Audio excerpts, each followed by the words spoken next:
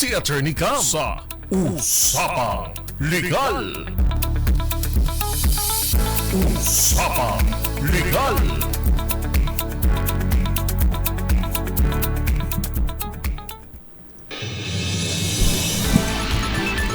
Magandang gabi po Luzon, Visayas, Mindanao. Welcome po sa Usapang Legal. Kasama po si Attorney Cam, Cheryl Adami Molina.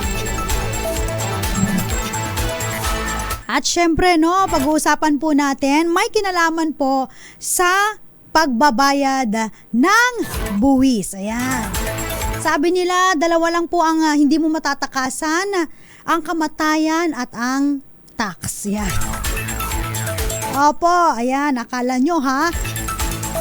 Karamihan po sa atin, di ba, kapag tayo po ay nagbebenta ng property o kaya bumibili ng property, no? Especially kahit yan po ay lupa, kahit yan po ay bahay, house and lot, o kaya naman po mga condominiums, no? Especially real properties. Ito po yung pinag-uusapan natin. Pag sinabing real properties, ito yung mga hindi na po immovable, hindi nagagalaw, no? Ang hirap naman pong galawin yung house and lot.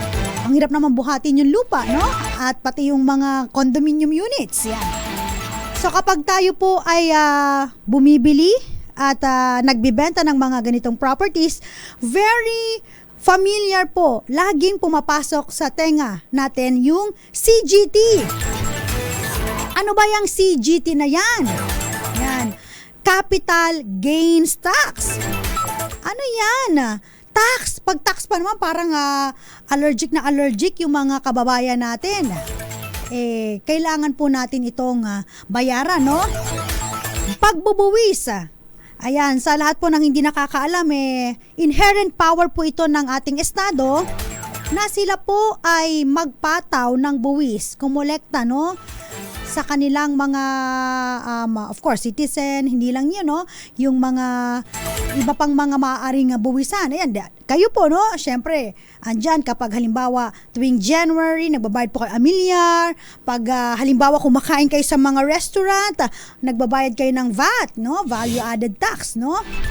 So pagbubuwis po, no, dyan po kinukuha ng gobyerno ang kanilang pondo. Okay? Yan po yung lifeblood ng government, no? Itong mga binabayaran nating buwis. Kasi kung wala pong buwis, paano magfa-function ang ating gobyerno, no? Paano sila magkakaroon ng budget, di ba? So, pagbabayad ng buwis, yan, tayo nagbabayad. At isa na sa mga sinisingil nila yung tinatawag natin na capital gains tax, okay?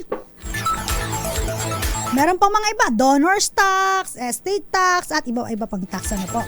Pero dito muna tayo. Kasi po, no, karamihan po sa mga nagbebenta, no, ng mga properties, pag meron pong mga kausap na mga ahente, ano po, no, yung mga ahente, basta maibenta lang yung property. Minsan nga po, hindi talaga sila like yung mga licensed broker, no, yung mga ano lang, no, talagang tumutulong magbenta ng properties o kaya naman po nangungomisyon pag nakabenta ng properties. Usually po, yung mga yan, pag nakakabenta ng properties, ang sinasabi nila doon sa mga seller ng properties tsaka sa mga buyer, usually ano po yan, sinasabihan nila, ganito na lang po ang gawin natin, no? Ito po yung tunay na value ng property. Halimbawa, 3 million ang value ng property, no? Gawin na lang po nating 1 million. Ang usapan nyo, pero 3 million po talaga yung inyong binayaran para mababa po yung capital gains tax. Yan. Tama po ba yun? Kaya naman yung iba, no? Katulad ng mga kliyente na nagpupunta sa mga abogado, nagtatanong, bakit po ganun?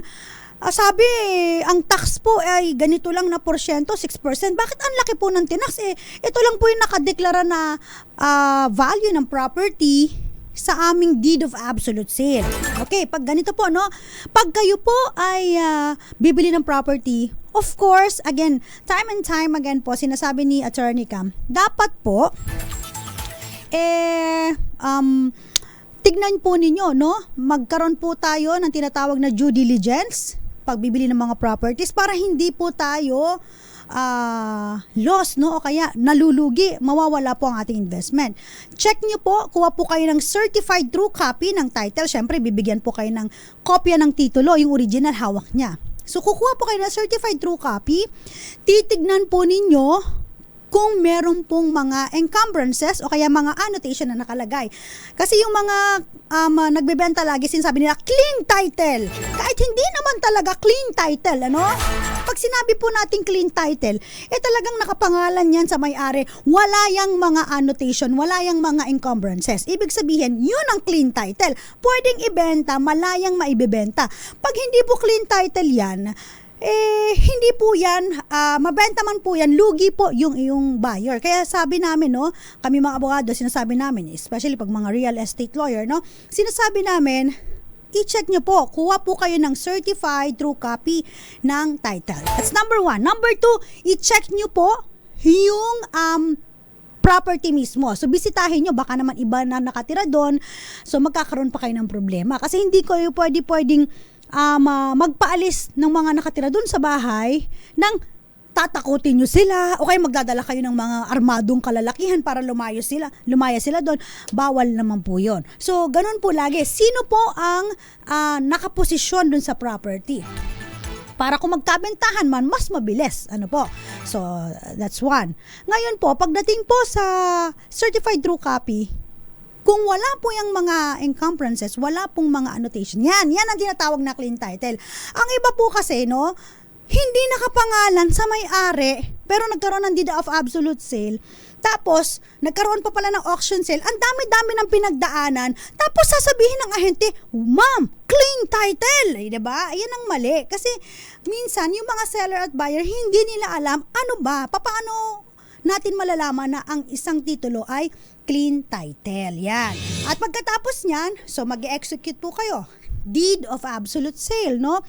Pwedeng contract to sell kung halimbawang ay hindi pa kayo magkakabayaran ng buo, hindi kayang bayaran ng buo. Ano bang difference ng contract to sell? Halimbawa po, ang property 3 million, ang kaya nyo palang 1.5 million. So sasabihin nyo sa may-ari, sige po, tayo? Contract to sell muna tayo, mag-down kami ng 1.5. Hulug-hulugan po namin yung property hanggang sa mabayaran namin ng buo. So may mga ganun pong mga usapin, no? Kapag halimbawa nag-uusap po yung mga magkabilang partido. At po pwede naman po yun. So mag-execute kayo ng contract to sell. Ang problema, pag nag-execute ng contract to sell, hindi nyo pinapa-annotate, no?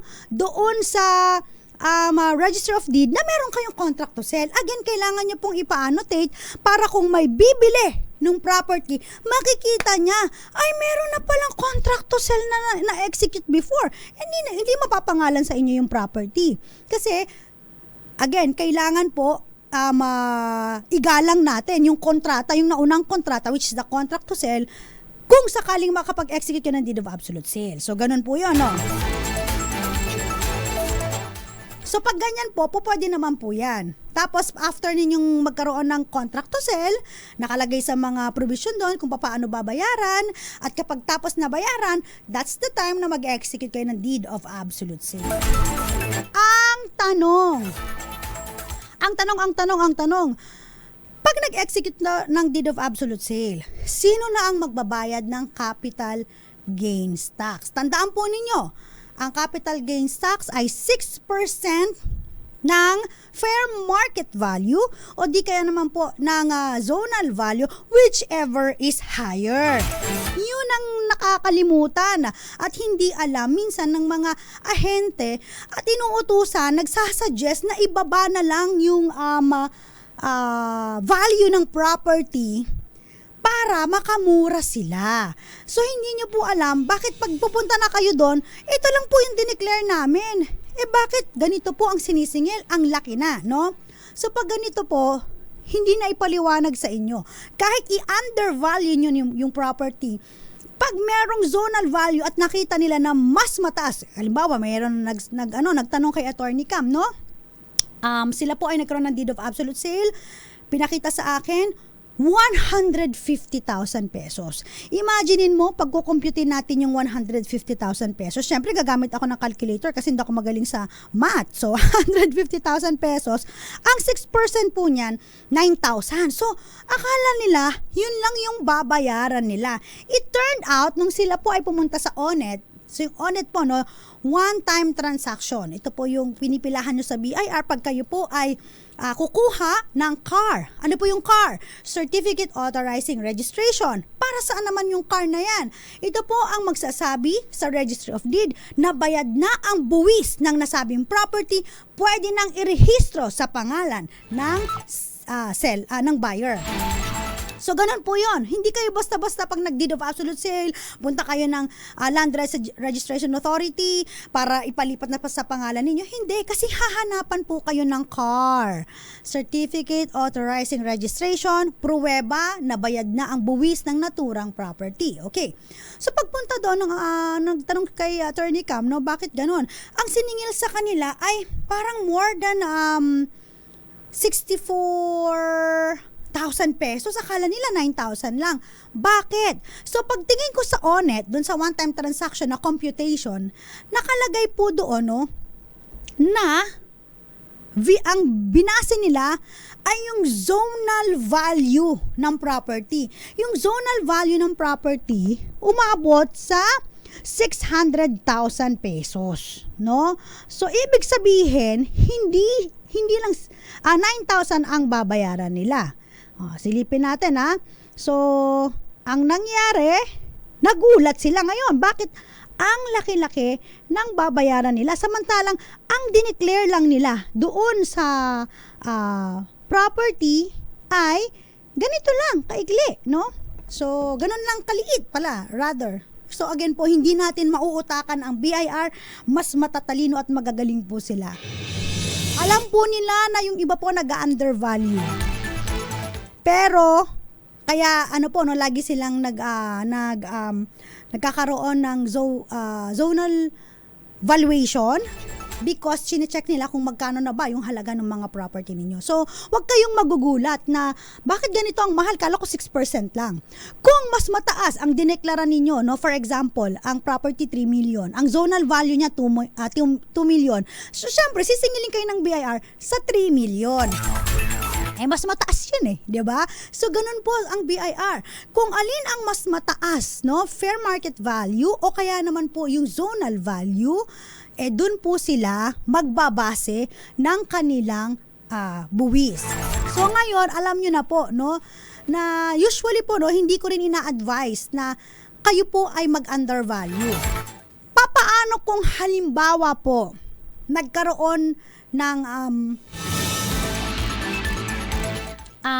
yung road widening o kaya naman po nagkaroon ng mga proyekto ang gobyerno at matatamaan ang inyong property. Paano kung undervalue ninyo? Titignan nila kung magkano yung property, no? So, kung halimbawa in-undervalue ninyo, although mas mataas siya ng onti sa zonal value, dun lang sila magbabase ng babayaran ng just compensation. Pwede mo bang sabihin na noong time po na nag-execute kami, binabaan lang po namin para mababa po yung capital gains tax, o dinadaya nyo ang gobyerno? Ibig sabihin, ngayon na babayaran kayo ng gobyerno, gusto nyo yung mas mataas, parang ganon. So, especially pag malapit sa highway, wag nyo pong i-undervalue ang inyong mga property. Para kung sakali man na i-exercise yung eminent domain, road widening, o kaya gamitin ng inyong property para sa public purpose, kayo po ay mababayaran ng just compensation. Tamang halaga. Okay? Paano naman, attorney, kapag halimbawa, ang tagal-tagal na ng deed of absolute sale na yon, tapos ngayon kami nag-road widening, ngayon kukunin nyo yung property, paano na po yun? Pag ganun po ang nangyari, so titignan pa rin po yung fair market value. Ano na ba yung kaya yung zonal value doon po sa property? Kung medyo malaki na po, no, doon sa datihang pang nabili nyo na lupa, of course, ang babayad po sa inyo yung mas mataas na price. So, ganun po yun. Okay? So, importante po, no, na kapag tayo ay bumibili ng property, so alam natin yung ating mga babayaran, tapos Hindi lang yon yung mga ahente po, no?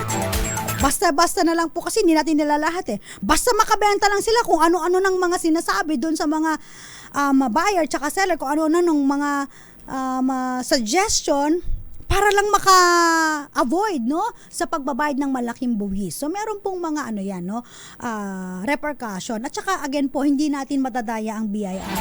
Meron silang sariling valuation. Para makita kung magkano na ba talaga yung property ninyo para makuha ang tamang buwis. Kaya wag kayong magugulat kahit mag-undervalue kayo dun sa inyong deed of absolute sale, malaki pa rin yung babayaran ninyo. Mamaya itackle natin paano kapag halimbawa hindi na bayaran ang tamang buwis sa tamang petsa. Kasi sabi ko sa inyo, 'di ba, kapag halimbawa bumibili kayo ng property, merong mga deadline. Yun ang masakit, no? May deadline po sa pagbabayad ng buwis. Kapag hindi niyo po nabayaran within a specified period of time, ayan na, papasok na po yung mga penalty. Paano ba maa-avoid yan? Ayan, sa pagbabalik po ng usapang legal kasama si Attorney Cam. Pero batiin muna natin, magandang gabi po. Shout out po, of course, ayan, yung mga nanonood po sa atin sa DZRH News. Hi and hello. Good evening, Miss Cora Caburao. God bless you po. Amon Biton, Uncle Dars Onets. Watching po dyan sa may Surigao del Sur. Kay Valentino Ponsha, Ivy Gutierrez. Nanonood naman po at nakikinig sa Pangasinan. June Dasun Agalud. Florence Regalo. At syempre, no, si Emma Flores. Ayan. Okay. Sabi dito sabi ni Valentino, Attorney, tanong ko lang po, pati ba yung mga nasa probinsya na property na nadaanan ng road widening, obligadong bayaran? Kasi ang sinasabi dun sa aming lugar, hindi daw binabayaran at basta na lang tatapesin yung property na walang compensation. Okay, kapag ang property po ay libre nyong nakuha sa gobyerno, tandaan po ninyo sa mga probinsya, di ba, may mga pinapatituluhan nyo through free patent or iba pa, no? Kapag libreng ibinigay ng gobyerno sa inyo yan, hindi nyo binili, of course, no? Pag kinailangan ng gobyerno, pwede nilang i-exercise yung eminent domain. Ang sinasabi ko dito sa pagbabayad ng just compensation, yung mga nagbabayad o kaya nalipat na yung mga titulo sa mga tao at sila po ay nagbayad na ng pera. Sila po ay naglabas na ng pera kasi pawis dugo, 'di ba? Kapag ikaw ay nakakaipon ng pera, 'di ba? Kailangan maaaring ito ay pinag-ipunan mo dahil sa trabaho mo. So talagang pinaghirapan mo ito. So 'yun ang binabayaran ng gobyerno kasi pag nagpasalin-salin ng titulo at may mga value itong property na ito, ibig sabihin ito ay nabili na ng isang pribadong individual, gumastos na siya, so kailangan bayaran mo yung kanyang pinag-ipunan na pinanggastos doon. Hindi basta-basta pwedeng kunin ng gobyerno yon. Pero kung halimbawa ang property ay libreng ibinigay sa inyo at kailangan ng gamitin ng gobyerno, doon na. So, yung just compensation doon, kung halimbawa meron kayong mga crops, no? May mga tinanim kayo, tapos kukunin yung ng government. Syempre of course, babayaran po ninyo ng gobyerno yung mga tinaniman ninyo, yung mga expected income ninyo, no? Yun ang babayaran nila. Pero kung libreng naibigay sa inyo, yun yung sinasabi na bakit wala po, hindi po binabayaran. So, tignan po ninyo kung ang property nakuha nyo po ba ng libre o hindi, no? So, yun po yan. Kapag binayaran po ninyo yan, nagkasalin-salin, transfer, certificate of title, may mga volume property, pinaghirapan ng bumili yan, pera niyang pinanggastos yan, babayaran ng gobyerno yan. Okay? Babalik po tayo maya-maya. Ilan po munang paalala. Diyan lamang po kayo, tatanggap po tayo ng report din mula sa ating mga reporter sa labas. Kasama pa rin po si Attorney Cam. Oras po natin, 2 minuto bago sumapit ang 7:00 ng gabi. Pinag-uusapan po natin sa ating programa ngayon, may kinalaman po, no, sa capital gains tax. Pwede po bang ibaba, no? Ano po bang mga consequence kapag ibinababa yung value ng property at kung makakalusot po ba ito sa BIR? So, speaking of BIR, Tanggap muna tayo ng report mula kay Noche Kakas. BIR, hinimok ang taxpayer na mag-comply. Hindi dapat baliwalain ang tax mapping ayon kay RDO 52. Ayon sa RDO 52 sa Parañaque. Ayan, ang buong detalye RH27. Noche Kakas. Noche, go ahead. Attorney Cam. Yes. So Naku, ang pakiusap. nakulitin mo nga, ulitin mo nga Noche, medyo nagkaroon lang ng choppy. Okay, go ahead. Yan, Attorney Cam. Ayan. Yan. Go ahead.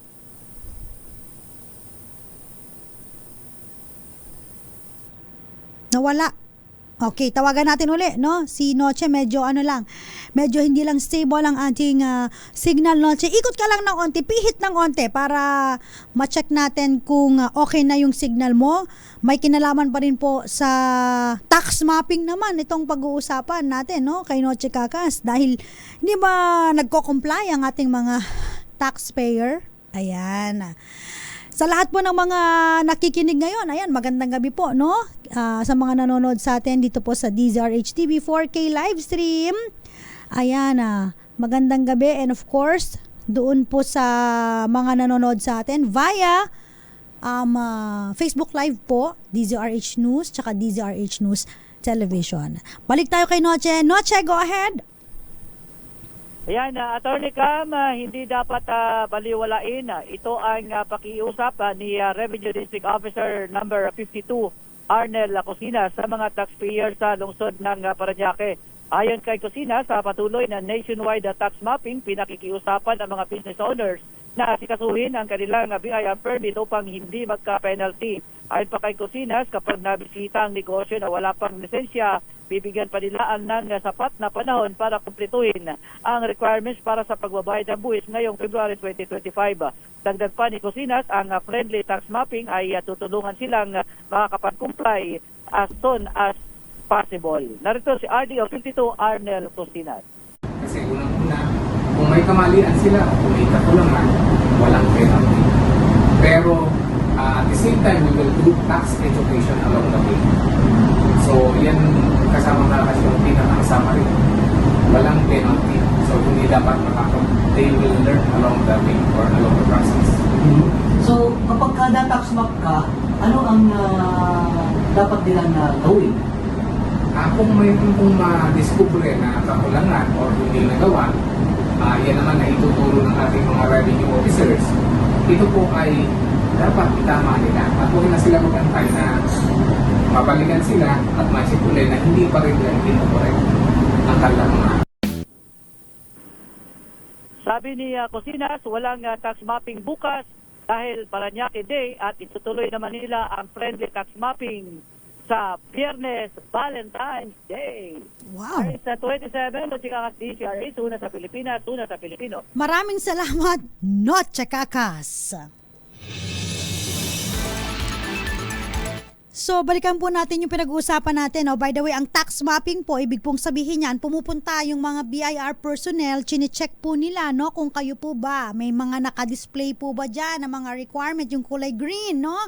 Na registration, business registration, dapat nakalagay din po dyan yung mga detalye, no? Ng inyong business. Pag hindi po nakalagay, meron po yung potential na ma-penalty kayo, ma-penalize po kayo. At hindi lang yan, no?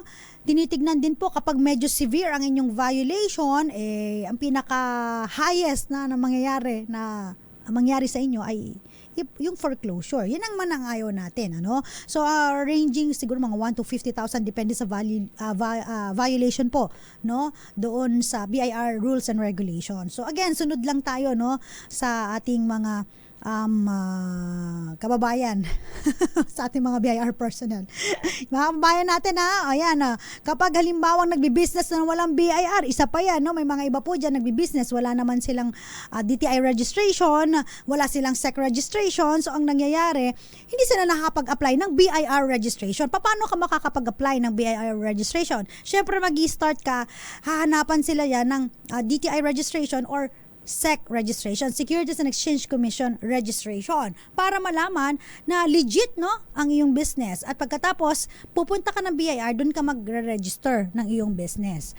So, pag mga businesses po na hindi nag-apply for DTI tsaka SEC, wala po yung BIR. So, hindi po dapat sila, no, allowed na mag-business nang walang registration mula sa ating mga designated authorities. Okay? Yung ating, of course, again, DTI and SEC. Diyan naman po lagi nagsisimula yan. Okay, may tanong dito, paano, Attorney Cam, no, kapag halimbawa, papasa ka na, kukuha ka ng CAR, Certificate Authorizing Registration. Ang problema, pabalik-balik po sila doon sa may BIR. Tapos, iba-iba ang hinihingi sa kanila. Kada audit personnel na kinausap nila, another audit na naman, pagbalik nila, iba na naman yung requirements, no?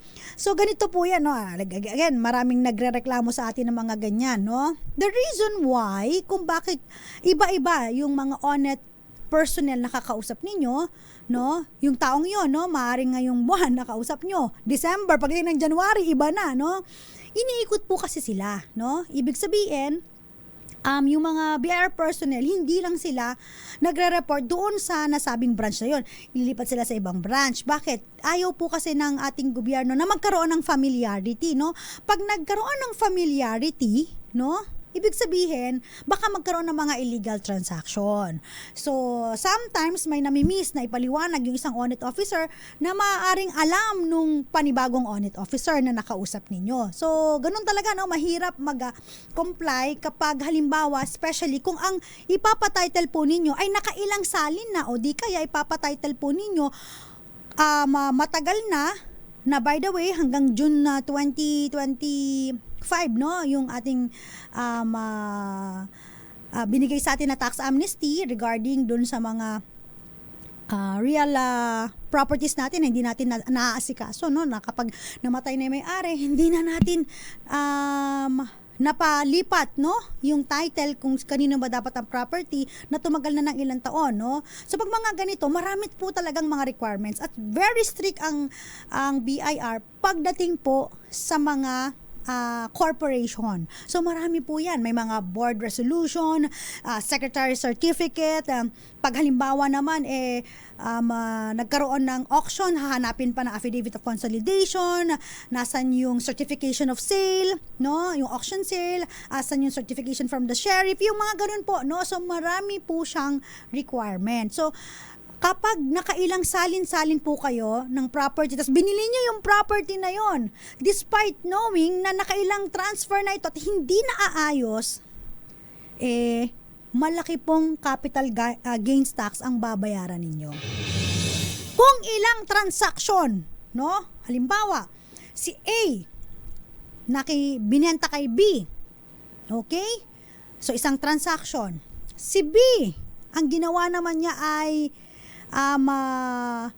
minortgage kay, halimbawa, National Home Mortgage Corporation, halimbawa lang, o kaya Balikatan Property Incorporated, o any other financial institution. Kapag minortgage tapos na-foreclose, no? Na-foreclose at binenta sa iba, so iba na naman po yun.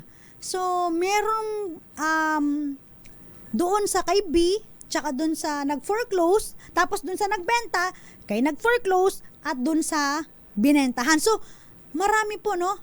Ibig sabihin, tas bibilin pa ng iba, so, marami ng mga pinagdaanan yung property na hindi po nababayaran ng capital gains tax, na at ikaw, buyer, para mapalipat sa iyo ang property na yon, kailangan mong bayaran yung mga tax, no, yung tax, yung payment ng taxes na yon na hindi nabayaran, yung burden ng pagbabayad nandun sa buyer. Kasi unless otherwise, habulin mo yung mga taong yan. Paano kung ang lalayong lugar, ang lalayo ng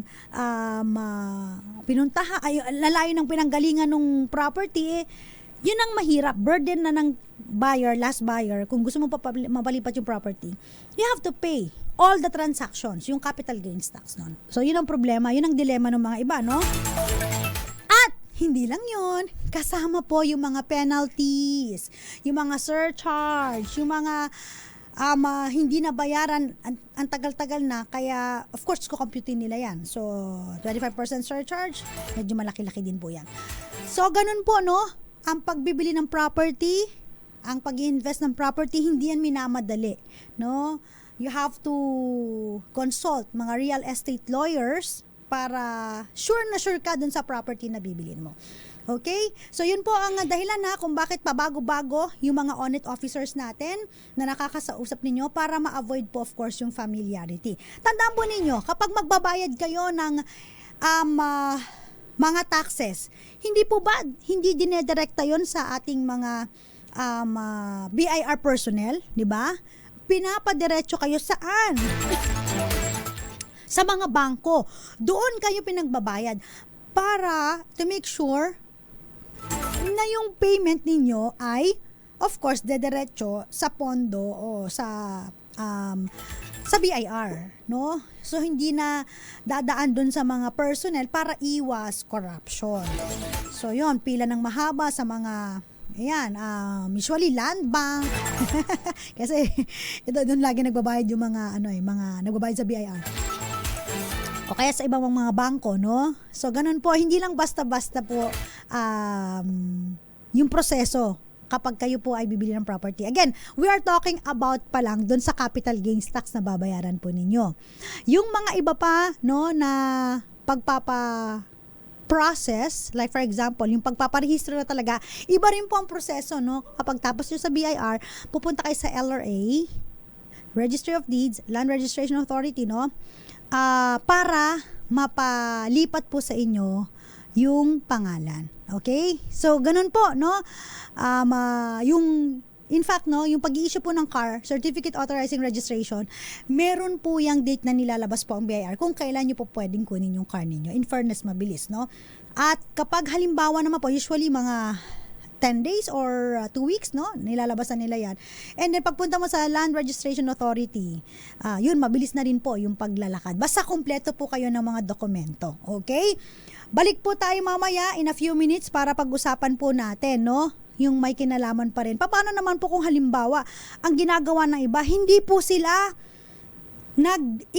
nag-execute ng deed of absolute sale. Ang gusto nila, mag-execute po ng deed of donation kasi mas mababa daw po yung tax, no? Kaya ang ginagawa, hindi deed of sale. Ang pinipirmahan, deed of donation. Tama po ba yun? Ayan, maraming mga ginagawa yung ating mga kababayan na para, hindi man tax evasion, pero tax avoidance, kumbaga, no? O yung tax avoidance, hindi naman ina-avoid, pero kung mapapababa, baka po pwede naman. Wag lang yung tax evasion. Tax avoidance is okay, tax evasion wag po. Ang problema, no, minsan nawawala na po yung meaning nung kanilang transaction, kaka-tax avoidance nila, para lang bumaba yung tax. O yan, pag-usapan natin mamaya. Deed of sale, napunta sa deed of donation para daw makababa ng tax payment. Tama ba yon? Sa pagbabalik pa rin po ng ating programa, kasama pa rin po si Attorney Cam dito po sa DZRH. Oras po natin, 7:15 ng gabi. This time Po si Attorney Cam, hanapin niyo po ako sa aking TikTok account, Attorney Cam, ATTYCAM. Ayan, pag tayo po ay merong mga questions na nakikita, mini-message sa atin, ayan, sinasagot naman natin kapag tayo may time. Dami ko nakang utang, doon pa tayo nakakasagot sobrang naging busy lang si Attorney Cam. Pero, ayan, pinag-uusapan natin, may kinalaman po sa capital gains tax. Yung ginagawa po kasi ng iba, no? Binababaan yung value ng property para mababa din daw ang capital gains tax, no? Again po, no? Ang 6% po, depende po yan kung fair market value or zonal value, whichever is higher, yun po ang gagamitin ng BIR, no? Yung iba ang ginagawa, eto, deed of donation. Ayan, no? Karamihan po, no, sa mga probinsya, before, no? Lagi na lang sinasabi sa atin, di kaysa deed of absolute sale, deed of donation na lang ang ating gawin. Kasi para mas mapababa ang tax na babayaran, ano? Para hindi masyadong masakit sa bulsa. Kasi po, doon sa ating valuation, before yung ating old tax, no, na rates, meron po siyang parang meron po silang scale, no, na kapag ganito yung amount ng property, halimbawa 200,000, so parang 5%, 2% of the value of property, ayan, in excess of, kunyari lang ha, in excess of 200,000, so 2%, parang ganyan siya. Kunyari, 200,000, between 200,000 to 500,000 ang babayaran mo. In excess of 200,000, bawasan mo muna ng 200,000, so 300 na lang. So, bayaran mo yung 5% nun. Halimbawa, no? Tapos, kung halimbawa naman 500,000 to 2 million, so 15,000 plus 8%, no? In excess of over 500,000. So, may mga ganon. Kung saan, maaaring lumaki or lumiit yung babayaran mo, depende kung magkano yung value ng property na binili mo. So before, napansin ng BIRs, kasi magagaling po talaga ang BIR, no? Hindi natin sila maisahan. Napansin nila na puro, teka lang, bakit puro deed of donation yata yung mga pinapalipat na title sa atin, no? Parang may mali. Sabi nila, parang ang original nito, nariniwala sila, deed of absolute sale to eh. Pero dinadaan nila sa deed of donation para makababa sila ng babayaran na tax. So usually doon po, no, sa mga ibang lugar, sa mga special sa province, yung karamihan deed of donation ang nangyayari. So nakaisip ang BIR, no, ng panibagong scheme ng pagbabayad ng buwis na hindi na po sila malalamangan. Kasi syempre BIR yan, ayaw na magpapalamang po yan dahil yan po ang source ng ating government projects, ng mga sweldo, ng mga congressman, ng mga senador, hanggang Pangulo ng Pilipinas. So sabi ng BIR, dapat hindi na natin, wag na tayo magkaroon ng mga scale, mga rates, no, kung may mga excess pa, yun lang babayaran. Ang gawin natin, isahin na lang natin yung tax, kung ilan yung porsyento ng tax sa deed of sale at saka sa donor's tax, isang tax na lang para whether or not mag-deed of sale sila, deed of donation sila, isang tax lang, walang kawala. Yun ang sabi ng BIR. Kaya po, whether kayo po ay magkaroon ng deed of absolute sale o kaya mag-deed of donation, 6% na po yan. Pareho. No? Ibig sabihin, hindi na kayo makapag-iisip pa na makapanglamang sa BIR o dun sa tax ninyo dahil pinareho na po nila. Nagkaroon po ng train law, 'di ba? Yung sinasabi natin, yung train law, train law, no? Inisa na po nila 'yan. Ikaw po ay magkaroon ng deed of absolute sale, 6%. Mag-deed of donation ka, 6%. O kaya mamatay ka, tas meron kang naiwang paari-arian, estate tax, 6%. Isa na lang, uniform na lahat. So, yun po, no? So, si BIR ay talagang magaling. So, hindi po magpapalamang. So again po, no, sa mga iba po na yun pa rin po ang kalakaran, akala nyo po makakabawas pa rin pa yun, mas onti babayaran po ninyo kapag nag-execute ng deed of donation, where in truth and in fact deed of sale talaga yung pinag-usapan, wala na po kayong kawala. Sundin nyo na po ang deed of absolute sale dahil pareho lang pong tax yan, 6% pa rin po yan. Kung ano pa rin po, again po, whichever is higher, zonal value, fair market value, 6%. Okay? So, walang lamangan. Again, estate tax, ganun din po, 6%. So, yun po yung ating pinag-uusapan ngayon, pagbabayad po ng buwis, no? Again, marami interesado dito, especially mga kababayan natin abroad, no, na nag-i-inquire o kaya po bumibili ng mga investment dito po sa Pilipinas, whether condominium po yan or lupa sa probinsya. Alam naman po natin, no? Sa ibang bansa, ang mga kababayan natin, so pag sila po ay nakaipon, ang unang investment nila lupa. In fact, alam niyo po ba, sa ibang bansa, no, sa China, ayan, especially, example, China, ang mga nakakabili po ng mga property doon, no, usually, yung mga OCW nila, overseas Chinese workers nila, no? Kasi pag sila po ay nakabili ng property, lupa din, no, yung ini-invest nila dito sa bansa nila. Dahil karamihan po sa mga China, no, sa ibang lugar, like for example, Hong Kong, yung mga hindi masyadong can't afford, no, ng property, nasa mga building sila, nasa mga condominiums. Baliktad sa kanila, pag nakatira ka sa condominiums, hindi ka mayaman. Okay? Ang level ng pamumuhay ay sapat lang. Ganon. Sa atin kasi, pag may condominiums ka, dami condominiums, no? O kaya isang condominium lang, no? Medyo nakakaalwan-alwan ka, kaya mong magbayad kasi mahal ang mga condominium sa atin. Sa kanila, ang mahal ay ang lupa. No? Kasi yung lupa talaga, pag sa kanila, property na nila yan, of course, no, nai-utilize nila yan. So, sa atin kasi, di ba, mabait pa nga ang gobyerno, namimigay po ng mga property, no? Of course, kapag dineclare na alienable and disposable na yung lupa, no? So, ganun po. Iba talaga yung kultura ng mga sa ibang bansa tsaka dito sa Pilipinas. Kaya very grateful dapat tayong mga Pinoy na tayo ay nakakapag-own, no, ng mga property dito sa Pilipinas at alam ng mga kababayan natin yan dahil nagtatrabaho sila sa ibang bansa So, importante ang lupa. So, ang ginagawa ng mga overseas Filipino workers natin, pag nakaipon, dito po, ini-invest yung pera nila, bumibili sila ng lupa. Okay?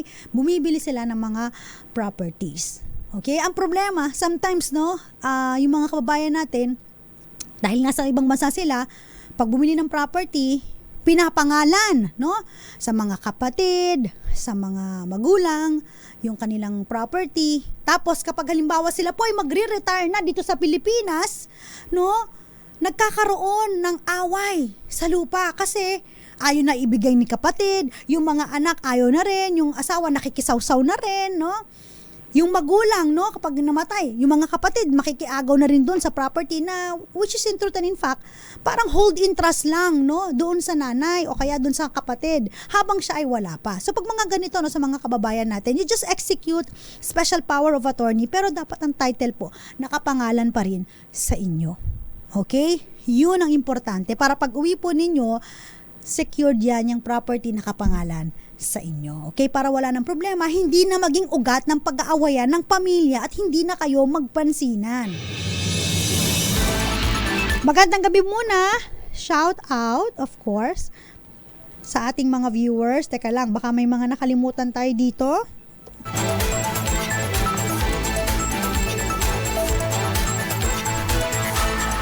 Shout out po sa mga nanonood sa atin. Ayan, hello Kina.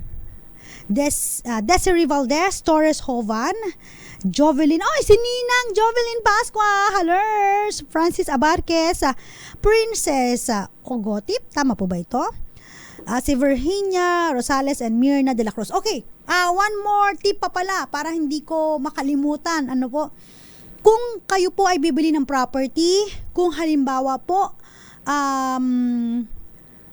pipirma na kayo ng deed of sale, ilagay nyo na rin po yung TIN number ninyo, no? Doon sa pangalan ninyo kasi pag kayo po ay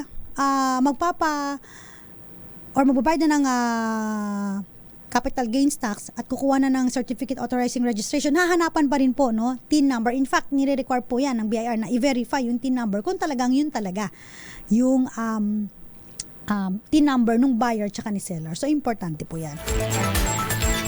Shoutout din po sa, of course, kay Papa William, kay Mama Jovita, kay Nanay Connie, at sa lahat po ng mga nanonood sa atin. Maraming salamat po. Friday, tayo po ay magkakarinigan uli.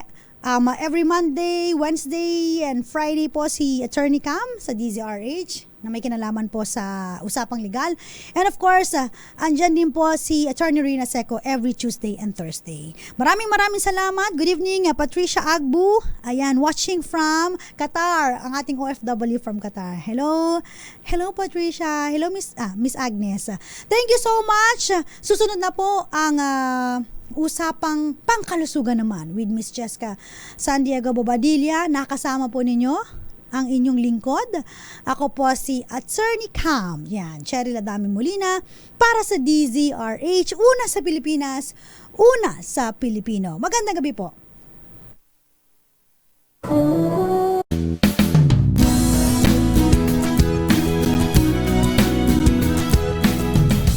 Magbago man ang panahon, doon kami sa gawang Peerless. Champion! Mula sa baretang pangmatagalan, purong powder. Hanggang sa mapulang liquid detergent. Kaya sa labahan, Champion! Tapat na walang katapat.